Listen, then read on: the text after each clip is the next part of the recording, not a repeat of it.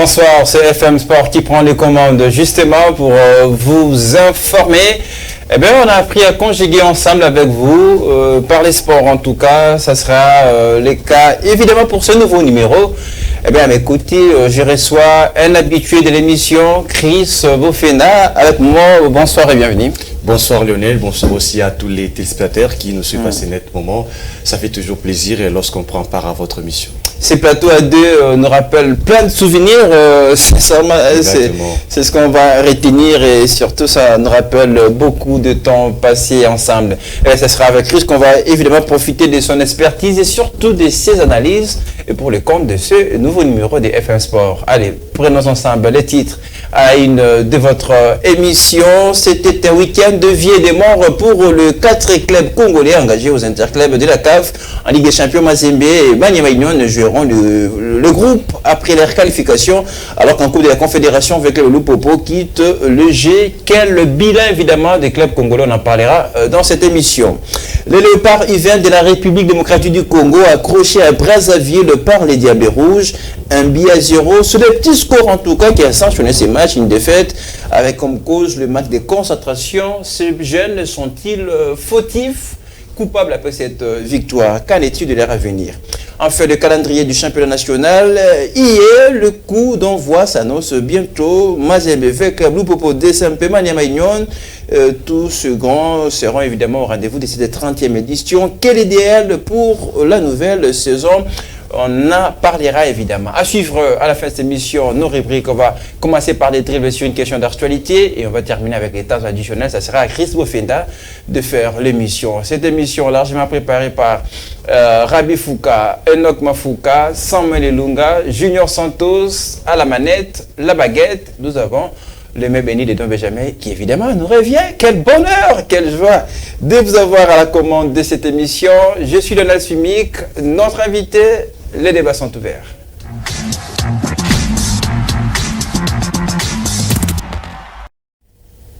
Eh bien, FM Sport, on part pour le débat. Le week-end des interclubs a vomi son verdict pour les représentants congolais. Ça passe pour Mazembe, Maniema Union et ça casse évidemment pour V-Club et Lupopo qui disent bye-bye à la compétition très tôt. Chris Bofeda, une première question.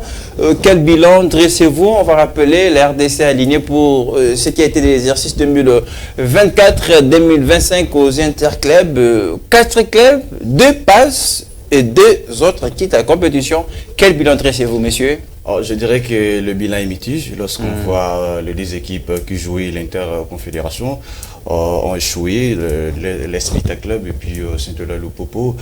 Lorsqu'on voit aussi la manière avec laquelle les 2 équipes ont abordé cette compétition, il y a beaucoup de questions qu'on doit se poser là-dessus.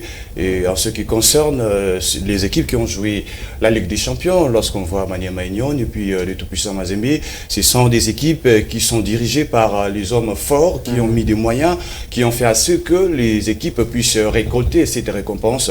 Lorsqu'on voit l'Es Vita Club, on voit le Popo, en commençant d'abord par l'Es Vita Club, on voit que l'équipe a mal commencé d'abord avec de matchs amicaux. On a vu avec club perdre contre Otoyo de Brazzaville, 4-1. On a vu avec club perdre face à Maniema Union. Et lors de ce match amicaux... Je sais que Chris Bofenda, pour ne pas vous interrompre, on va revenir évidemment sur chacun de ces clubs, surtout de ces prestations. Mais je voulais d'abord un instant qu'on reste sur le bilan. Je l'ai dit, ils étaient 4 au départ, 2 sont qualifiés des autres. Est-ce qu'on ne parlerait pas dans certaines circonstances d'un bilan aussi 50-50 et puisque 2 sont qualifiés? Oui, c'est vrai que 2 sont qualifiés, mais lorsqu'on voit les niveaux de notre football, lorsqu'on parle du football africain, notre championnat où les équipes congolaises font partie, et nous sommes obligés, pourquoi pas, voir les 4 équipes puissent se qualifier lors de phase de poule. Mais lorsqu'on voit nos 2 équipes soient éliminées de cette manière-là, on dira que... Est-ce qu'ils étaient prêts, tous les 4, pour se qualifier, en tout cas au prochain tour, accéder à la phase de groupe? Bon, lorsqu'on voit leur préparation, je dirais qu'ils étaient prêts, parce qu'on a vu les clubs se préparer à conséquent. On a vu aussi Lupopo. Malheureusement pour Lupopo, il y a beaucoup de questions qui... Oui, on parlera de Lupopo dans quelques instants. Oui, dans le bilan et mitige, vous parlez des 50-50, moi je ne vois pas 50-50 parce qu'on avait des très bonnes équipes qui pouvaient se qualifier toutes les 4. Très bien. Alors, puisque vous dites des très bonnes équipes, on rappelle, il y avait au départ Mazembe, Maniema-Union, d'ailleurs, qui le ciel avait fait des tours avant, évidemment, de retrouver le phase des groupes. Ça sera une première fois, on rappelle, pour cette équipe de Maniema-Union, l'équipe de Kindu. Est-ce que nos clubs n'ont pas été aussi victimes de ces manques de championnat pour aborder, entamer et essentiellement le début de ces interclubs? Exactement, c'est la grande raison qui a fait à ce que nos équipes trouvent des difficultés lors de leur préparation. Ça va évidemment parce que les équipes contre lesquelles ils ont joué, ce sont des équipes qui étaient en plein championnat. Tout à fait. Et ils avaient des jets dans leurs jambes, mais lorsqu'on voit chez nous, ça fait plusieurs mois que nos équipes n'ont pas joué une compétition de taille, à l'occurrence notre championnat. Cela a fait en sorte que les équipes là trouvent un peu certaines difficultés. Lorsque vous jouez face à une équipe de l'Afrique du Sud, lorsque vous voyez l'organisation du championnat sud-africain, lorsque vous voyez comment l'Angola organise leur football, mais lorsque vous revenez chez nous, vous voyez qu'il y a des désordres total. Et lorsque vous jouez face à des équipes dont leur fédération ou leur championnat sont stables, il faut se poser des questions. Moi je crois que ce qui a manqué peut-être au côté à nos équipes, disons clairement les choses, c'est peut-être le manque de championnat. Le championnat n'avait pas, jusque-là, le championnat n'a pas commencé. C'est ces retards-là cumulés, etc. pour le démarrage de la 30e édition du championnat. Peut-être qu'on en parlera avant la fin de cette émission, mais il n'y a pas de doute sur la qualité du championnat. Quand on regarde la précédente édition, clairement, on voit qu'il y avait un nouveau DG, la compétitivité est au rendez-vous. Et ça, ce n'est pas le vrai problème. C'est vrai, la compétitivité a été au rendez-vous, comme vous l'avez dit, c'est bien. Mais lorsqu'on voit des équipes qui sont au-dessus des règles du championnat, on a vu des équipes qui devraient jouer, par exemple, une telle date, comme ils jouaient en Ligue des Champions ou en Confédération, ils se disent que non, nous n'allons pas jouer, il faut reporter le match. Or, l'équipe qui a joué contre l'AS Vita Club joue aujourd'hui, mais ils ont à jouer les dimanches. Donc, on voit qu'il n'y a pas une équipe qui est au-dessus des règles. Donc, ici au Congo, lorsque vous revenez, vous trouvez des équipes qui sont au-dessus de règlements qui régissent le championnat. Ce qui est intolérable, ce qui fait en sorte que notre championnat ne progresse aussi pas. Donc ce sont des choses que nous devons parler de manière à ce que cette saison qui va commencer, bien sûr, on en parlera, que nous puissions plus revoir ce genre de choses. Voilà, un championnat qui va privilégier quelques clubs au détriment évidemment des autres. On retrouve des clubs choisir des matchs, mais il y avait une autre inquiétude pour la suite. C'est vrai qu'il n'y a que 2 clubs congolais qui vont poursuivre. Est-ce que ça ne jouera pas sur le nombre des représentants congolais aux interclubs, puisque là, de sorte d'un tour, est-ce que ce n'est pas une inquiétude à exprimer, Crespo Fenda? Oui, c'est quelque chose que nous devons craindre parce que... Espérons que les 2 qui sont restés en compétition arrivent loin pour permettre à l'air d'essayer de maintenir ces 4 représentants chaque saison. Oui, moi je crois que les 2 équipes iront très loin lorsqu'on voit la composition de l'équipe du tout-puissant Mazembe et celle de Maniema-Union. Lorsqu'on voit aussi comment les dirigeants mettent des moyens, je pense que ces équipes-là iront très loin et la manière avec laquelle ils joueront la compétition. On n'a pas à s'inquiéter pour le nombre de participants de nos autres clubs. Très bien. Alors venons-en évidemment là où ça fait très mal, c'était plutôt prévisible. On va parler de l'ASV Club de Kinshasa, à l'image évidemment de sa précédente saison. Le calvaire se poursuit essentiellement pour OV Club. Il y a d'abord l'avènement de la démission de son entraîneur. Et puis, dans certaines circonstances, est-ce que les problèmes ne seraient pas la coordination? Amadou Yabi avec des nouveaux projets. Vous savez, moi, lorsque je vis le parcours de cet entraîneur marocain, je me suis posé la question de savoir qu'est-ce qui a fait en sorte que les dirigeants de l'AS Vita Club puissent le faire confiance. C'est marocain. Oui, son parcours montre déjà que c'est un homme de négativité. C'est un homme dont les résultats ne suivent toujours pas les efforts, les moyens. Même si lorsqu'on voit la manière avec laquelle il a dirigé l'AS Vita Club, on s'est posé la question sur l'équipe de l'AS Vita Club. L'AS Vita Club sur les terrains était méconnaissable. On n'arrivait pas à trouver l'AS Vita Club qu'on connaissait avec Flora Bengue, même avec Erarou Luchungu. Donc moi, je me posais seulement Donc sa démission est une bonne chose pour faire club. Exactement, c'est une très bonne chose. Malheureusement, l'équipe dirigeante a refait encore confiance à Raoul Chon. Voilà. L'éternel intérimaire de cette équipe de fait club. Bon, avec le Marocain, c'est terminé. C'est cuit puisque là il a toujours été limogé dans toutes les équipes où il est passé. Parce que bien avant, la saison précédente, on lui a accordé évidemment un peu d'urgence puisque on disait l'effectif n'était pas bon. Cette fois-là, ben, c'est de nouveaux joueurs qui arrivent, peu importe leur état d'âme. Moi, je ne crois pas que c'est un problème de l'effectif de l'AS Vita Club, c'est un problème de l'entraîneur. L'entraîneur n'est pas au niveau de pouvoir diriger l'AS Vita Club. C'est ça les grands problèmes. Alors, où placer la coordination puisque ça s'est dit partout, il y a les supporters qui fustigent évidemment cette gestion. Voilà, un petit peu de l'apparence de la coordination. Amadou Diaby, moi, je demanderais au Vita Clubien de pouvoir faire confiance à leur président parce que l'équipe est encore qui sont derrière aussi, on rappelle. Mais, oui. Mais lorsqu'on parle de l'AS Vita Club, on voit d'abord c'est lui qui dirige la coordination. Donc je demanderai au Vita Club de pouvoir faire confiance à leur président et l'équipe est encore en reconstruction. Maintenant, qu'est-ce qu'ils vont faire? C'est oublier les interclubs, c'est concentrer au championnat. Exactement, nous avons vu Fenerbahçe qui a recruté un grand entraîneur comme Mourinho, mais on a vu l'équipe de Fenerbahçe puisse être éliminée. Et pourquoi les supporters de Fenerbahçe n'ont pas fait un problème? Et c'est quelque chose qui est arrivé, il faut oublier, tout à fait. Voyons en avant. Un peu de patience aussi. Allez, on va passer à notre club, lui aussi éliminé, qui a vu ses aventures aux interclubs s'arrêter. C'est bien les Saint-Éloi Lupopo. En tout cas, en parlant de cette équipe de jeunes, ça déçoit toujours Chris Bofena depuis des saisons. Gros investissement avec son président, le gouverneur. Évidemment aligné à la suite, mais la machine ne marche toujours pas. Est-ce que Mohamed Magazouba ne serait pas la seule cause de ces déroutes, la désillusion pour une nouvelle fois, pour ce qui est de Saint-Éloi Lupopo? Bon, moi, je ne dirais pas que l'entraîneur est le fautif. Moi, je dirais que toute l'équipe est fautive. Pourquoi? Parce que lorsqu'on voit la manière avec laquelle Lupopo a abordé la rencontre allée, on a vu Lupopo encaisser le but à la dernière minute. Un problème de concentration. C'est la même chose qui a encore repris lors du match retour. On a vu Lupopo marquer.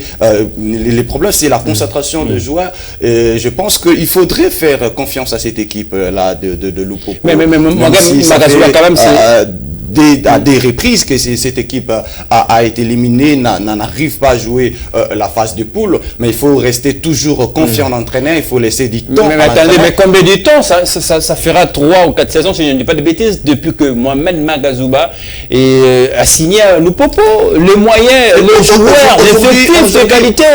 Aujourd'hui, si on parle de Lupopo sur ce plateau, c'est parce que Magazouba a pris cette équipe. Mais attendez, où placez le président? Lupopo n'était pas là où il est aujourd'hui. Mais c'est vrai, c'est le président, parce que tout avec les moyens, il faut le moyen pour recruter les bons joueurs. A mis les moyens, mais l'entraîneur, a joué un 0 titre, je vous rappelle. Moi, au championnat national, encore aux interclubs, la phase de groupe, c'est extrêmement compliqué avec lui. Avant l'avenue de Magazouba, le Lupopo faisait partie des 10 meilleures équipes.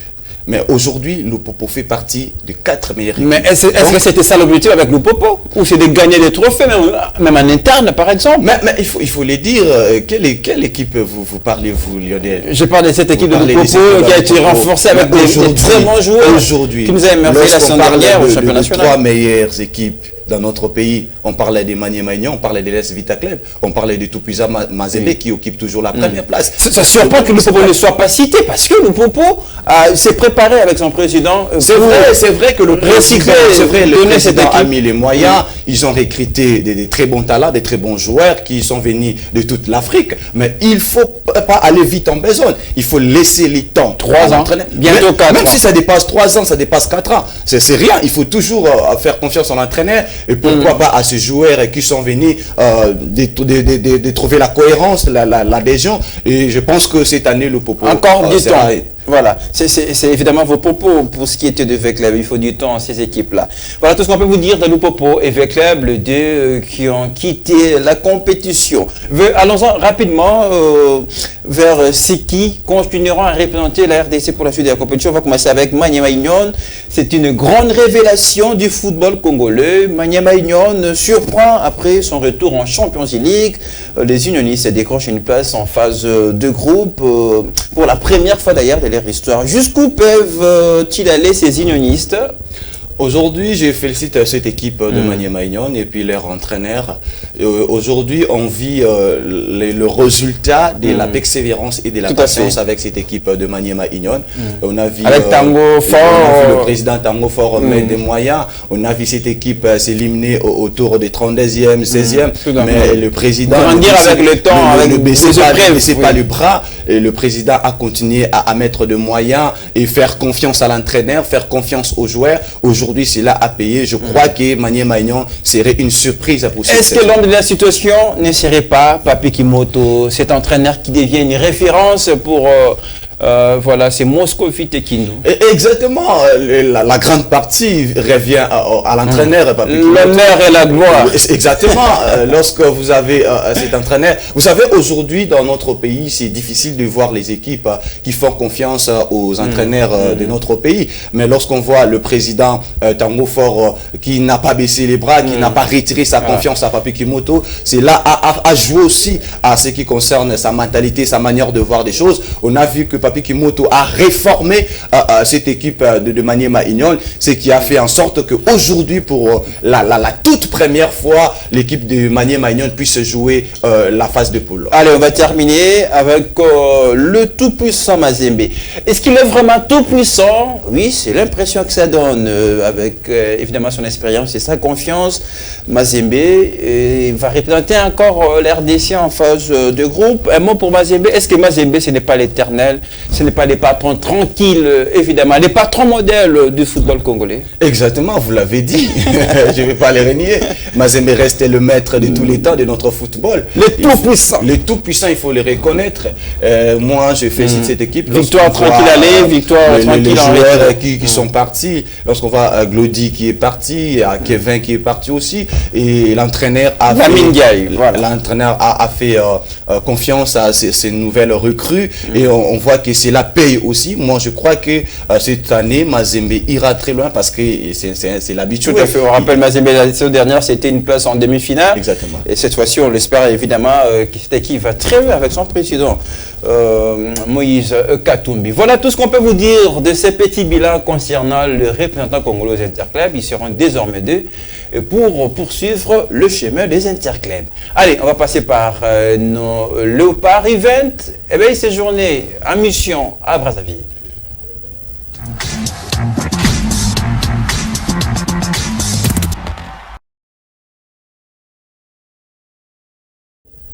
Les Léopards 2 de la RDC étaient en mission, je l'ai dit, à Brazzaville, là où ils se sont inclinés sur une petite note de 1-0 en match des éliminatoires de la Coupe d'Afrique des Nations.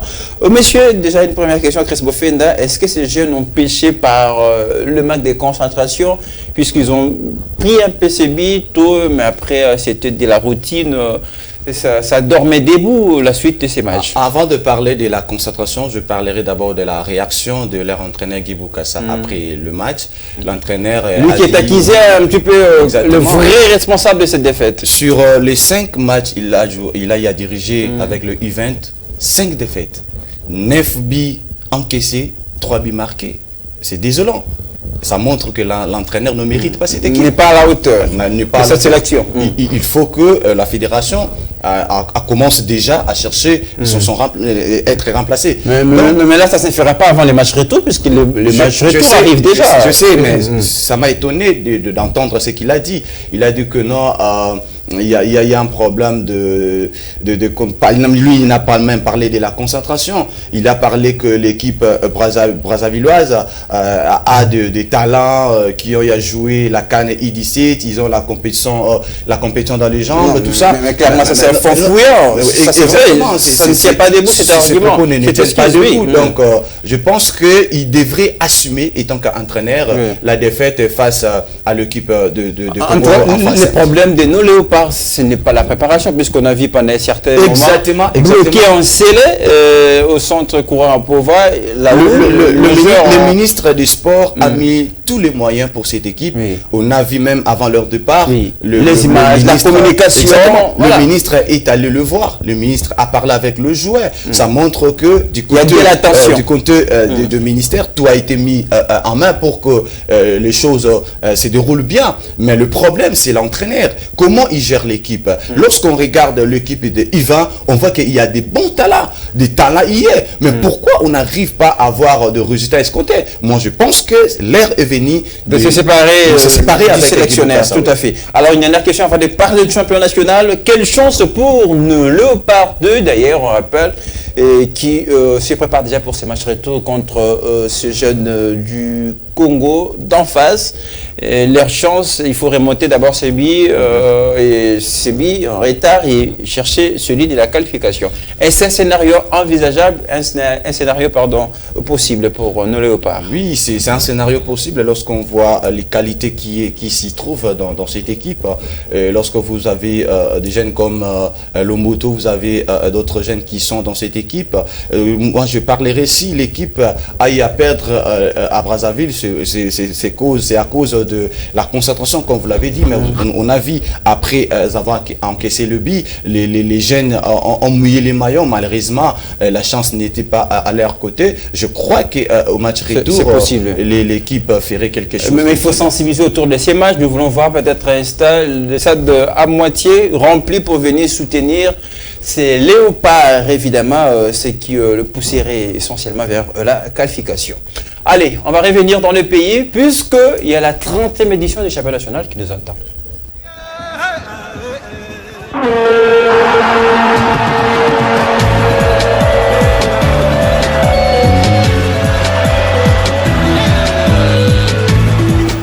Place à présent aux objectifs domestiques. On va parler du championnat national. Et maintenant que le calendrier est disponible, le championnat national Ligue 1 s'annonce houleux. Les grands noms seront bien évidemment au rendez-vous. Alors, Chris Bofinda, quel idéal pour cette nouvelle saison 2024-2025? Qu'est-ce qu'il faut d'idéal, en tout cas, ce championnat national? La 30e édition, je rappelle.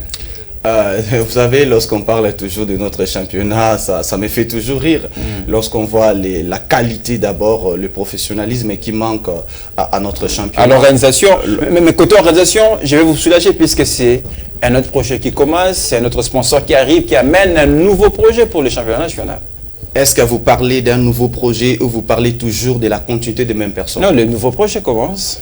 Oui, on peut avoir le nouveau projet, mais si c'est la continuité est conduite par de mêmes personnes, qu'est-ce que vous attendez? C'est le sponsor qui amène son argent. La cagnotte a été revue à la hausse, c'est passé de 100 000 à 150 000.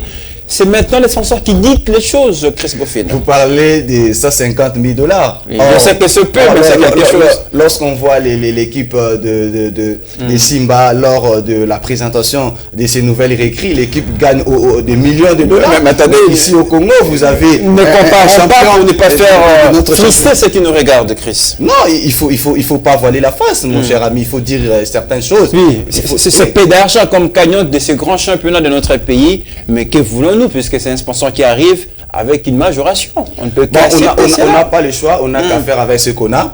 Et notre championnat, je vis les calendriers, j'ai vu aussi la nouvelle règle concernant la vente de billets, où on a dit que les billets seront vendus en ligne désormais. Ce sont les innovations, pardon, aussi pour donner un peu ce nouvel air. Moi je pense que c'est une très bonne manière de faire des choses. Cela éviterait aussi que nous puissions avoir des bandits dans des stades, parce que désormais pour acheter les billets, il faut avoir un téléphone Android Android. Voilà. Si vous n'en avez pas, vous allez chez lui qui en a, vous achetez les billets. Espérons qu'il y aura des gens qui vont encore retrouver ces goûts, ces plaisirs d'aller voir les matchs dans les stades. Bon, pour retrouver, comme vous dites là, il faudrait que les organisateurs puissent sensibiliser les supporters, parce qu'aujourd'hui, vous avez 20 clubs qui jouent face à Renaissance ou face à des clubs Montemapembe. On n'a pas encore l'ampleur qu'on avait à l'époque. Aujourd'hui, les gens préfèrent regarder le match de Barcelone plutôt que notre championnat.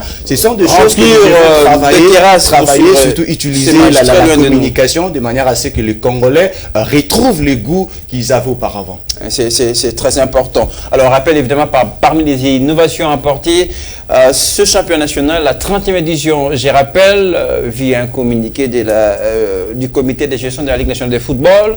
Donc, il est demandé aux équipes d'enregistrer leurs joueurs au plus tard le 1er du mois prochain.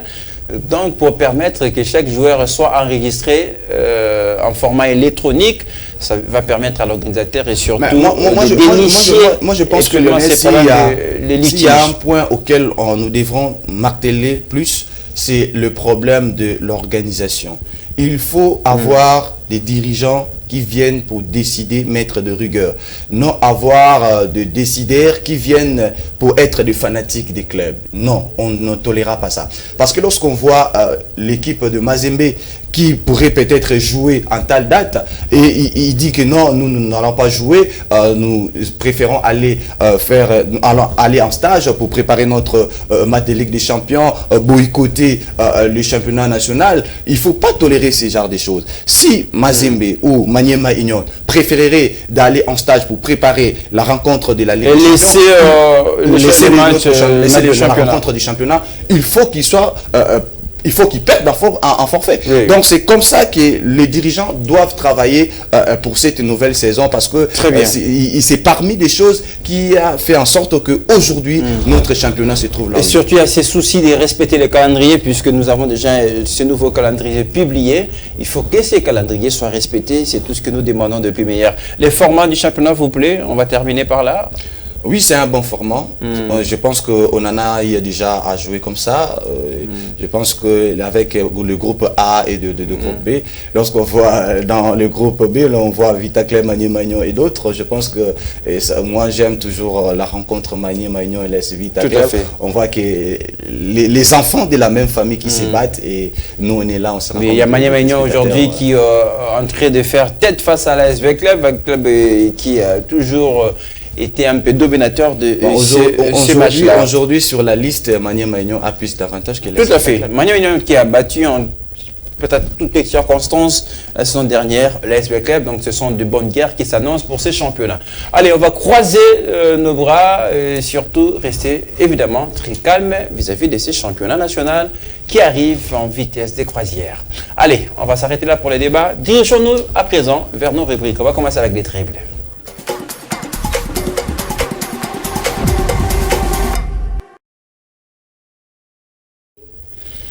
Allez, pour la question d'actualité, la rubrique, le triple, on va parler de la Coupe d'Afrique des Nations handball féminin 2025. Une première fois qui tient son rappel, qui va évidemment assurer l'organisation. Est-ce que la République démocratique du Congo est-elle prête, Chris Bofenda? Oui, je pense que la RDC est prête d'organiser cette compétition. D'ailleurs, j'encourage le président Amos Mbayo et je le félicite beaucoup. C'est un homme qui a fourni beaucoup d'efforts dans ce domaine-là. Je pense que la RDC, l'heure est venue pour nous de pouvoir organiser aussi certaines compétitions, même pas du football, des handball, pourquoi pas des judo.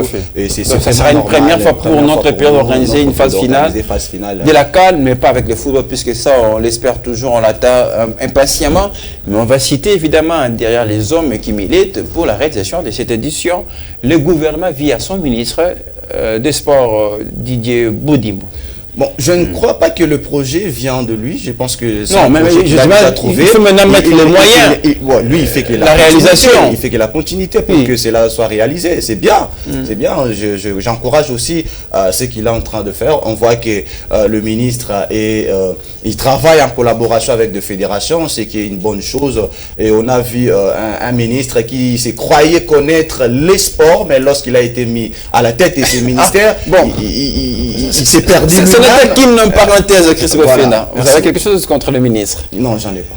Après les tirages au sort, on rappelle tout de même que la RDC va composer au niveau du groupe B avec l'Angola, tenant du titre. Mais à côté, il y aura évidemment une nation qui s'y connaît dans ce domaine de handball, c'est bien la Tunisie. Est-ce que la sélection congolaise, parlons-en pour terminer, est-elle aussi prête? Ah oui, voilà, je l'ai suivi. Est-ce que vous connaissez le championnat handball congolais d'abord, Christophe Fenda? Oui, honnêtement.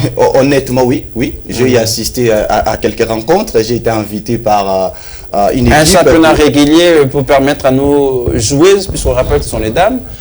Je ne pense pas que les joueuses viennent seulement de notre championnat. Il y a d'autres qui viendront d'ailleurs. Ils viendront appuyer ceux qui jouent ici. Tout à fait. Je pense qu'en se mettant ensemble, il y aura quelque chose de bon. Il ne faut pas négliger ces championnats. Peut-être vous n'y prêtez pas attention. C'est que vos propos et je vous laisse responsable de cela. On va suivre de près. Ça sera vers la fin de l'année, fin novembre, début décembre. Eh bien, Kinshasa va vibrer au rythme de cette Coupe d'Afrique des Nations handball féminin. Allez, les temps additionnels. Ça sera à Chris de faire l'émission. Restez avec nous.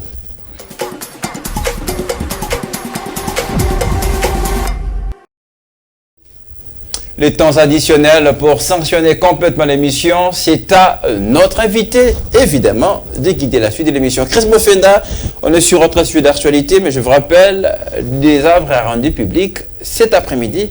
La liste des 23 léopards convoqués pour la double confrontation qui opposera la RDC à la Tanzanie. Vos temps additionnels, allez-y. Ah oui, j'ai consulté cette liste. Je vis le retour de Silas Katopa qui est revenu. On a vu l'absence de Mukaou. C'est vrai que sa blessure continue toujours. Moi, je me pose toujours la question de savoir pourquoi l'entraîneur maintient toujours Gaël Kakuta. C'est vrai que le vieux a servi la nation, mais aujourd'hui, on a des jeunes qui méritent ce poste-là. Je félicite encore l'entraîneur pour le retour encore de William Balukusha qui a fait encore son retour. Je pense que la liste, elle est complète, même si il y a certains joueurs qui pas trop de changements, c'est toujours la même équipe.